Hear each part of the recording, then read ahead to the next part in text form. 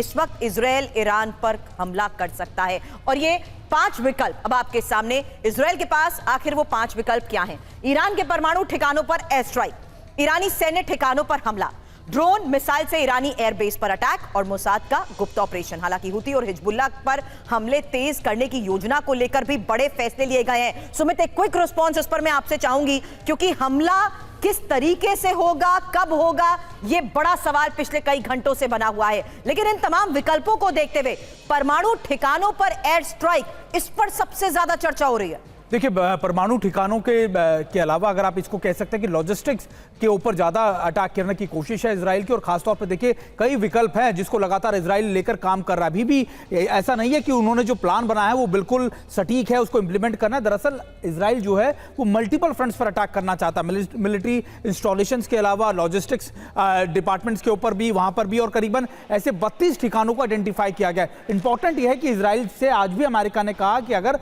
आप अपना ये प्लान टाल देते हैं तो फिर हम आपको गाजा के अंदर, रफा के अंदर हम आपको मदद करने के लिए तैयार हैं, आप अपनी फोर्सेस को डिप्लॉय करने के लिए तैयार हैं। लेकिन इजराइल इस पे मान नहीं रहा है। तो ये सबसे बड़ी चुनौती है और ये ईरान भी जानता है, इसलिए ईरान ने अपने एयर डिफेंस सिस्टम्स को बहुत हद तक मजबूत कर लिया है। रशिया से मदद मांगी है कि आप भी अपने एयर डिफेंस सिस्टम को हमको दें। तो ये ऐसी चीज है जो दोनों तरफ बहुत ही तलवार की धार पर आप कह सकते हैं कि चल रहे हैं। और ये इंपॉर्टेंट है कि इजराइल इसमें पीछे हटने को लेकर अब तक तैयार नहीं हो पाया। सुरभि, लेकिन मनीष, क्या इस हालात में जो फैसले लिए जा रहे हैं उसमें हिजबुल्लाह और बाकियों को ध्यान में रखते हुए भी बड़े फैसले लिए जा रहे हैं? इस पर आपसे सवाल करूं उससे पहले ईरान के टॉप कमांडर का बड़ा बयान और एक और बड़ी खबर है, जहां जनरल हाजीजादे का ये इजराइल पर बयान है कि इजराइल ने पलटवार किया तो हम भी चुप नहीं बैठेंगे। जनरल का ये बयान, और जनरल ने कहा कि इजराइल पर हमले की योजना बनाई गई है। Over to you Manish.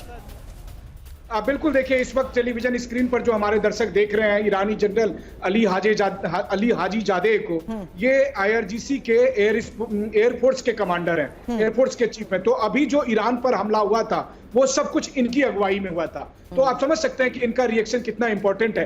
देखिए, सबसे बड़ी बात यह है आज की तारीख में कि इजराइल के प्रधानमंत्री ने यह कहा है कि अमेरिका और सहयोगी देशों की जो भी सलाह हो, लेकिन हम अपना फैसला खुद करेंगे।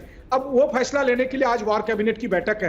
वहीं दूसरी तरफ इजराइल के ही हिब्रू यूनिवर्सिटी ने एक ओपिनियन पोल कराया और उस ओपिनियन पोल के मुताबिक 2/3 लोग ये कहते हैं कि इजराइल को इस वक्त ईरान पर हमला नहीं करना चाहिए, क्योंकि अगर वो ईरान पर हमला करेंगे तो हमारे स्ट्रेटेजिक अलायंस जो हैं, मतलब अमेरिका और ब्रिटेन और फ्रांस, ये सबको कंफर्टेबल पोजीशन नहीं होगी। तो अब देखिए इजराइल में एक नई बहस शुरू हो गई है, क्योंकि व्यवहारिक तौर पर यह आसान नहीं है। 1500 किलोमीटर दूर आपको ईरान पर अटैक करना है तो आपको अमेरिका की मदद चाहिए, फ्रांस और ब्रिटेन की मदद चाहिए। और इनको पता है कि अगर ऐसा हुआ तो आने वाले समय में ईरान फिर मिडिल ईस्ट में उन तमाम बेसेस पर अटैक करेगा जो अमेरिका के हैं, तो जिसके लिए अमेरिका फिलहाल तैयार नहीं है। तो बहुत सारी सिचुएशन है, नेतन्याहू के लिए इतना आसान नहीं है। हालात के बीच में ये मैसेजिंग दी जा रही है या वाकई टाइम बाय करने की कोशिश की जा रही है, और किस तरीके से हमलों को अंजाम देने को लेकर अब बड़ा फैसला हो रहा है? मनीष, इस पर आप नजर बनाए रखिएगा। फिलहाल हमें ज्वाइन करने के लिए बहुत बहुत शुक्रिया।